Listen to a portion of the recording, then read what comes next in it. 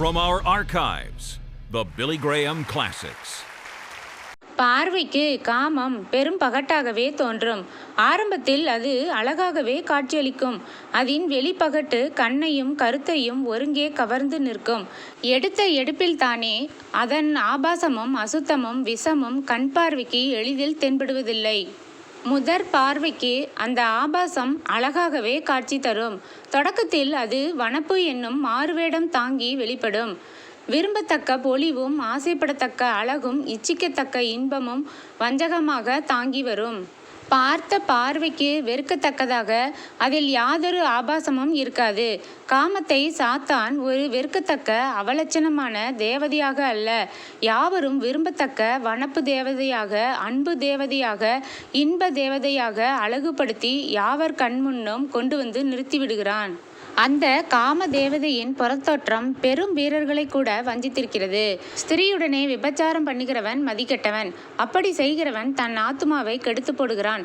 வாதையையும் லச்சையையும் அடைவான். அவன் நிந்தை ஒழியாது என்று நீதிமொழிகள் 6:32-33 வசனங்கள். தேவன் காமத்தை வெறுக்கிறவர். தேவன் காமமற்றவர். அவர் பரிசுத்தர். அவரிடத்தில் அசுத்தம் இல்லை. அவர் அசுத்தத்தை அருவருக்கிறார். நாமும் பரிசுத்தமாய் இருக்க வேண்டுமென்று விரும்புகிறார். அவர் அசுத்தத்தை பார்க்க முடியாத முற்றிலும் பரிசுத்த கன்னர். ஒரு ஸ்திரீயை இச்சையோடு பார்க்கிற எவனும் தன் இருதயத்தில் அவளோடு விபச்சாரம் செய்தாயிற்று என்று சொன்னவர் அசுத்தமானதொன்றும் தம்முடைய பரிசுத்த ராஜ்யத்திற்குள் பிரவேசிக்க முடியாதென்று பறைசாற்றியுள்ளார். இருதயத்தில் சுத்தமுள்ளவர்கள்தான் தேவனை தரிசிக்க முடியும் என்று முழங்கியுள்ளவர் பரிசுத்த தேவன் தம் மக்களும் பரிசுத்தமுள்ளவர்களாய் இருக்க வேண்டுமென்று ஆசிக்கிறவர். அசுத்தம், காமம், ஆபாசம், விபச்சாரம், வேசித்தனம் மனிதனை பரிசுத்த தேவனிடமிருந்து பிரித்து விடுகிறது. ஆண்டவர் எவ்வளவுதான் அன்புள்ளவராக இருந்த போதிலும் அவர் அசுத்தத்தோடே வாழ தெரியாதவர். அசுத்தம் இருக்கும் இடத்தில் பரிசுத்த தெய்வம் வாழ முடியாது. எனவே அசுத்தம் மனிதனை தேவனிடமிருந்து பிரித்து கொன்றுவிடுகிறது. காமம் மனிதனை கொல்லும் கொடிய பாவம். காம அசுத்தம் மனிதனை பாழாக்கும், குடும்பத்தை பாழாக்கும், தேசத்தை பாழாக்கும், உலகத்தை பாழாக்கும், மனுக்குலத்தையே பாழாக்கி விட்டது. காமத்தால் சீரழிந்த மக்கள் எத்தனை பேர்! மாணவர்கள் எத்தனை பேர்! வாலிபர் எத்தனை பேர்! ஆண்கள் எத்தனை பேர்! பெண்கள் எத்தனை பேர்! அரசர்கள் எத்தனை பேர்! வீடுகள் எத்தனையோ!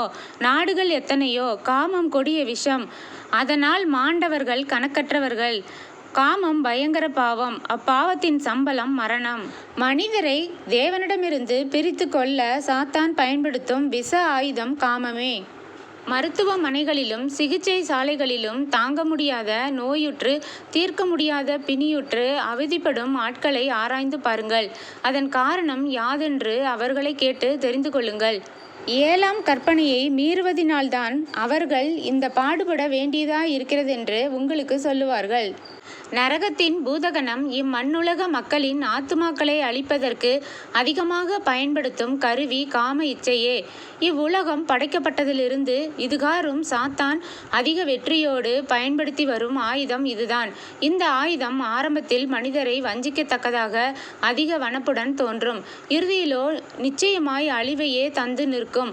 அதன் அழகை விட அதன் அழிவு பெரிது. அதன் அழகை காட்டிலும் அதன் அழிவு அதிக நிச்சயம். அது செல்லும் இடமெல்லாம் அழகு அழிந்துவிடும், அழிவு பெருகிவிடும். தற்காலத்தில் தலை தூக்கி நிற்கும் கொடிய பாவம் காமமாகும். தற்கால ஆண்களையும் பெண்களையும் அரிப்பிளவை போல் அரித்து நிற்கும் பயங்கர தீமை காம இச்சையே. பார்க்கும் இடமெல்லாம் இப்பாவம் நல்ல பாம்பை போல் படமெடுத்து ஆடி நிற்கிறது. அதன் விஷத்துக்கு தப்பின ஆண்களையோ பெண்களையோ காண்பது அரிது. நமது வாலிப பெண்களும் ஆண்களும் பெரும்பாலும் இந்த விஷப்பாம்பால் தீண்டப்பட்டவர்களாகவே இருக்கிறார்கள். உலகம் முழுவதும் இந்த விஷக்காற்றால் நிறைந்திருக்கிறது. தூய்மையை பார்த்து வேடிக்கை செய்கிறது. கற்பை பார்த்து காரி உமிழ்கிறது. பேரின்பத்தை பார்த்து நகைக்கிறது. புனித ஒழுக்கத்தை அலட்சியம் செய்கிறது. அசுத்தத்தையோ அதிகம் கௌரவப்படுத்துகிறது. காமத்தையோ கனப்படுத்துகிறது. மாம்ச இச்சையையோ மதித்து மாலையிடுகிறது. சிற்றின்பத்தையோ சிறப்புப்படுத்துகிறது. வேசித்தனத்தையோ வரவேற்கிறது. விபச்சாரத்தையோ மகிமைப்படுத்துகிறது. காம இச்சையோ இயற்கை என்கிறது. இதெல்லாம் கடைசி அழிவு காலத்தின் அறிகுறிகள். மனிதன் ஒரு மிருகமே என தற்காலத்தவர் கருதுகின்றனர். தாங்கள் மிருக இச்சைகளுக்கு இடம் கொடுப்பதில் தவறொன்றும் இல்லை என்று தவறாய் போதிக்கப்படுகின்றனர். கற்புடன் தூய வாழ்க்கையாற்ற விரும்புகிறவர்கள் எள்ளி நகையாடப்படுகின்றனர். பரிசுத்தம் பரியாசம் பண்ணப்படுகிறது. கற்புக்கு இக்காசினிதனில் இடமில்லை. காம இச்சையான அசுத்தத்தை பற்றி 3 காரியங்களை கவனிப்போம். முதலாவது, அசுத்தம் எந்த இடத்தில் இருக்கிறதோ அந்த இடத்தில் அது இருப்பதை பற்றிய அடையாளமும் வெளியரங்கமாய் தென்படுகிறது. அடிமை வியாபாரம் இருந்த காலத்தில் ஒவ்வொரு எஜமானும் தன்னுடைய அடிமைகளுக்கு ஒவ்வொரு வகை அடையாள குறியிட்டு கொள்வது வழக்கம். அந்த வெளிப்படை அடையாள குறியை கண்டவுடனே இந்த அடிமை இந்த எஜமானுக்குரியவன் என்பதை எளிதில் கண்டுபிடித்து விடலாம். அதுபோலவே பாவத்துக்கு அடிமைப்பட்டவர்களையும் நாம் வெகு எளிதில் கண்டுபிடித்து விடலாம். புகைப்பிடிப்போரை அவர்களுடைய உதடும் பல்லும் காட்டிவிடும். குடிகாரரை அவர்களுடைய கண்ணும் சொல்லும் காட்டிவிடும். பெருமைக்காரரை அவர்களுடைய அகந்தையான வழியும் ஆவணமான தோற்றமும் காட்டிவிடும். காம சிந்தை கொண்டோரை அவர்களுடைய அசுத்த பார்வையே காட்டிவிடும். அவர்களுடைய முகத்தில் ஒரு ஜோதியும் மிளிராது, ஓர் அருளும் நிலவாது, ஒரு புனித ஒளியும் வீசாது. அகத்தின் அழகு முகத்தில் தெரியும். அகத்தில் தூய்மையாயிருந்தால் அது தானாய் முகத்தில் பொங்கி வழியுமன்றோ. காமம் அது குடியிருக்கும் இருதயத்தை கரைப்படுத்திவிடும். சிந்தனையை மாசுபடுத்திவிடும். சொல்லை அசுத்தப்படுத்திவிடும். செயலை மிருகத்தனமாக்கிவிடும். ஆளை கெடுத்துவிடும். ஆத்மாவை அழித்துவிடும். சரீரத்தை சிதைத்துவிடும். அசுத்தமானது எதுவும் தேவனுடைய ராஜ்யத்தை சுதந்திரித்து கொள்ளவே முடியாது என்பதை பரிசுத்த வேதாகமம் அழுத்தம் திருத்தமாக அறைகூவியுள்ளது. வஞ்சிக்கப்படாதிருங்கள். வேசி மார்க்கத்தாரும் விக்கிரக ஆராதனைக்காரரும் விபச்சாரக்காரரும் சுய புணர்ச்சிக்காரரும் ஆண் புணர்ச்சிக்காரரும் தேவனுடைய ராஜ்யத்தை சுதந்திரிப்பதில்லை என்று 1 கொரிந்தியர் 6ஆம் அதிகாரம் 9-10 வசனங்கள் கூறுகிறது. விபச்சாரம் செய்யாதிருப்பாயாக என்ற 7ஆம் கற்பனைக்கு ஆண்டவராக இயேசு கிறிஸ்து கொடுத்துள்ள சரியான விளக்கத்தை கேளுங்கள். ஒரு ஸ்திரியை இச்சையோடு பார்க்கிற எவனும் தன் இருதயத்தில் அவளோடு விபச்சாரம் செய்தாயிற்று. மத்தேயு 5ஆம் அதிகாரம் 28ஆம் வசனம். செய்கையில் மட்டுமல்ல, சொல்லிலும் சிந்தனையிலும் கூட ஒரு மனிதன் விபச்சாரம் செய்யக்கூடும் என்பதை ஆண்டவர் அறிவுறுத்துகிறார். காமம் மனிதனை தேவனிடமிருந்து கத்தரித்து விடுகிறது. இரண்டாவது, காமம் மனிதனை வஞ்சித்து பாழாக்கி விடுகிறது. எல்லாவற்றை பார்க்கிலும் மாம்ச இச்சையே மனிதனை அதிகமாய் வஞ்சித்து கொள்ளும் தன்மையுடையது. முற்காலத்திலே நாமும் புத்தியினரும் கீழ்ப்படியாதவர்களும் வழிதப்பி நடக்கிறவர்களும் பலவித இச்சைகளுக்கும் இன்பங்களுக்கும் அடிமைப்பட்டவர்களாய் இருந்தோம். நம்முடைய இரட்சகராகிய தேவனுடைய தயையும் மனுஷர் மேலுள்ள அன்பும் பிரசன்னமான போது நாம் தெய்வ நீதியின் கிரியைகளின் நிமித்தம் அவர் நம்மை இரட்சியாமல் தமது இரக்கத்தின்படியே நம்மை இரட்சித்தார். தமது கிருபையினாலே நாம் நீதிமான்கள் ஆக்கப்பட்டு நித்திய ஜீவன் உண்டாகும் என்கிற நம்பிக்கையின்படி சுதந்திரராகத்தக்கதாக அவர் நமது இரட்சகராகிய இயேசு கிறிஸ்து மூலமாய் அந்த பரிசுத்த ஆவியானவரை நம்மேல் சம்பூரணமாய் பொழிந்தருளினார். இந்த வார்த்தை உண்மையுள்ளது. தேவனிடத்தில் விசுவாசமானவர்கள் நற்கிரியைகளை செய்ய ஜாக்கிரதையாய் இருக்கும்படி நீ இவைகளை குறித்து திட்டமாய் போதிக்க வேண்டும் என்று விரும்புகிறேன். இவைகளே நன்மையும் மனுஷருக்கு பிரயோஜனமானவைகள். தீத்து 3ஆம் அதிகாரம் 3-8 வரை. சிற்றின்ப பாவத்தோடு விளையாடாதே. நீ துணிந்து விளையாடினால் உன் மானம் போய்விடும். பாவம் செய்கிற ஆத்துமாவே சாகும் என்று எசேக்கியேல் 18ஆம் அதிகாரம் 20 கூறுகிறது. சிம்சோன் விபச்சாரத்தோடு விளையாடினான். அந்த விபச்சார பாவத்தோடு விளையாடினான். அது அவனை அவமானப்படுத்தி அழிவுபடுத்தி அழுகையும் கண்ணீரும் ஆக்கிவிட்டது. அவன் பின்னர் அதற்காக மனம் வருந்தி குழந்தை போல் விம்மி விம்மி அழுதான். அவன் உள்ளம் உடைந்தது, மனம் நொறுங்கியது. நொறுங்குண்ட இருதயத்தோடும் பாவ மனஸ்தாபத்தோடும் கண்ணீரோடு பாவ மன்னிப்புக்காக தேவனிடம் கதறி கதறி அழுதான். தேவனே, உமது கிருபையின்படி எனக்கு இரங்கும். உமது மிகுந்த இரக்கங்களின்படி என் மீறுதல்கள் நீங்க என்னை சுத்திகரியும். என் அக்கிரமம் நீங்க என்னை முற்றிலும் கழுவி என் பாவமற என்னை சுத்திகரியும். என் மீறுதல்களை நான் அறிந்திருக்கிறேன். என் பாவம் எப்பொழுதும் எனக்கு முன்பாக நிற்கிறது. தேவரீர் ஒருவருக்கே விரோதமாக நான் பாவம் செய்து உமது கண்களுக்கு முன்பாக பொல்லாங்கானதை நடப்பித்தேன். நீர் பேசும்போது உம்முடைய பரிசுத்தம் விளங்கவும் இதை அறிக்கையிடுகிறேன் என்று தாவீது மனங்கசந்து அழுது தனது பாவத்தை ஆண்டவரிடம் அறிக்கையிட்டார். சங்கீதம் 51 1-4 வரை.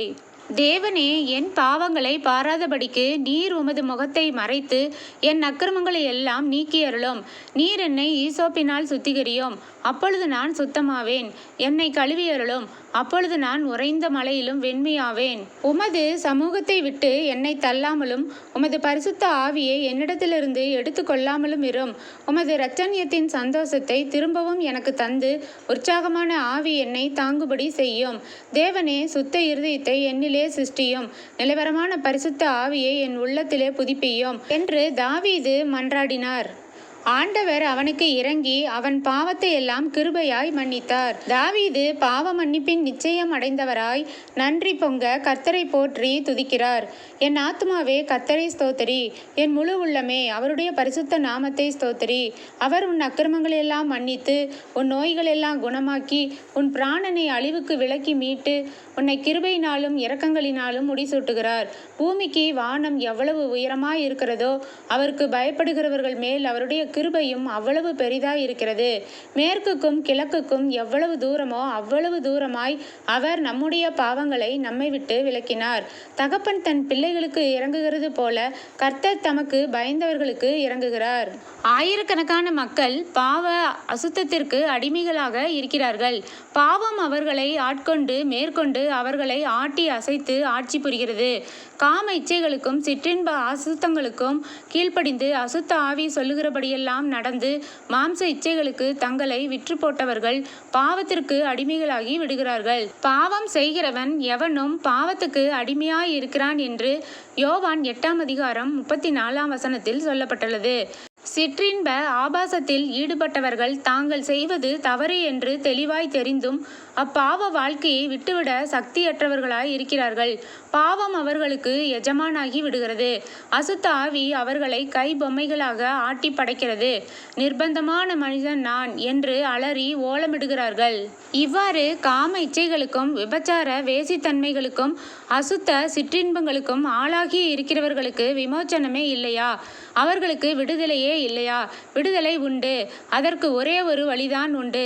அந்த ஒரே வழி இறைவனாகிய இயேசு இரட்சகர்தான். இயேசு கிறிஸ்து நம்மை விடுதலையாக்கினால் நாம் மெய்யாகவே விடுதலையாவோம். குமாரன் உங்களை விடுதலையாக்கினால் மெய்யாகவே விடுதலை ஆவீர்கள் என்று யோவான் 8:36 சொல்லப்பட்டுள்ளது. எண்ணிருந்த பேர் இயேசு கிறிஸ்துவால் பாவத்தின் நின்று விடுதலை பெற்றுள்ளார்கள். அசுத்த வாழ்வில் ஆழ்ந்திருந்த மகதலேனா மரியாளை கேட்டு பாருங்கள். யாக்கோபின் கிணற்றின் அருகே வந்த சமாரிய விபச்சார ஸ்திரியை விசாரித்து பாருங்கள். விபச்சாரத்தில் கையும் மெய்யுமாக கண்டுபிடிக்கப்பட்ட பட்டணம் அறிந்த படுபாவியான ஸ்திரியை கேட்டு பாருங்கள். விபச்சாரத்திலே கண்டுபிடிக்கப்பட்ட பெண்ணின் வரலாற்றை விவரமாய் கவனியுங்கள். விபச்சாரத்திலே கண்டுபிடிக்கப்பட்ட ஒரு ஸ்திரியை வேதபாரகரும் பரிசேயரும் அவரிடத்தில் கொண்டு வந்து அவளை நடுவே நிறுத்தி, போதகரே, இந்த ஸ்திரீ விபச்சாரத்தில் கையும் மெய்யுமாய் பிடிபட்டாள். இப்படிப்பட்டவர்களை கல்லெறிந்து கொள்ள வேண்டும் என்று மோசே நியாயப்பிரமாணத்தில் நமக்கு கட்டளையிட்டிருக்கிறாரே, நீர் என்ன சொல்கிறீர் என்றார்கள். அவர் மேல் குற்றம் சுமத்துவதற்கான காரணம் உண்டாகும் பொருட்டு அவரை சோதிக்கும்படி இப்படி சொன்னார்கள். இயேசுவோ குனிந்து விரலினால் தரையிலே எழுதினார். அவர்கள் ஓயாமல் அவரை கேட்டுக்கொண்டிருக்கையில் அவர் நிமிர்ந்து பார்த்து, உங்களில் பாவம் இல்லாதவன் இவள் மேல் முதலாவது கல்லெறிய கடவன் என்று சொல்லி அவர் மறுபடியும் குனிந்து தரையிலே எழுதினார். அவர்கள் அதை கேட்டு தங்கள் மனசாட்சியினால் கடிந்து கொள்ளப்பட்டு பெரியோர் முதல் சிறியோர் வரைக்கும் ஒவ்வொருவராய் போய்விட்டார்கள். இயேசு தனித்திருந்தார். அந்த ஸ்திரீ நடுவே நின்றாள். இயேசு நிமிர்ந்து அந்த ஸ்திரீயை தவிர வேறொருவரையும் காணாமல், ஸ்திரீயே, உன்மேல் குற்றம் சாட்டினவர்கள் எங்கே? ஒருவனாகிலும் உன்னை ஆக்கினைக்குள்ளாக தீர்க்கவில்லையா என்றார். அதற்கு அவள், இல்லை ஆண்டவரே என்றாள்.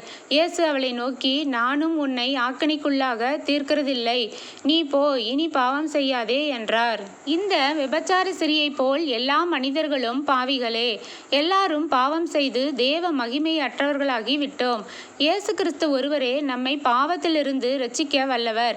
நாம் பாவங்களுக்கு செத்து நீதிக்கு பிழைத்திருக்கும்படிக்கும் அவர் தாமே தமது சரீரத்திலே நம்முடைய பாவங்களை சிலுவையின் மேல் சுமந்தார். இயேசு கிறிஸ்து ஒருவரே உலகத்தின் பாவத்தை சுமந்து தீர்த்த தேவ ஆட்டுக்குட்டி. அவர் நம் பாவத்தை சுமந்து தீர்த்து விட்டார். நமது சாபத்தை சுமந்து சுமந்து தீர்த்து விட்டார். நமது மரணத்தை சுமந்து தீர்த்து விட்டார். நமது நரக ஆக்கினியை சுமந்து விட்டார். உலகத்தை ஆக்கினிக்குள்ளாக தீர்க்கும்படி தேவன் தம்முடைய குமாரனை உலகத்தில் அனுப்பாமல் அவராலே உலகம் இரட்சிக்கப்படுவதற்காகவே அவரை அனுப்பினார். அவரை விசுவாசிக்கிறவன் ஆக்கினிக்குள்ளாக தீர்க்கப்படான்.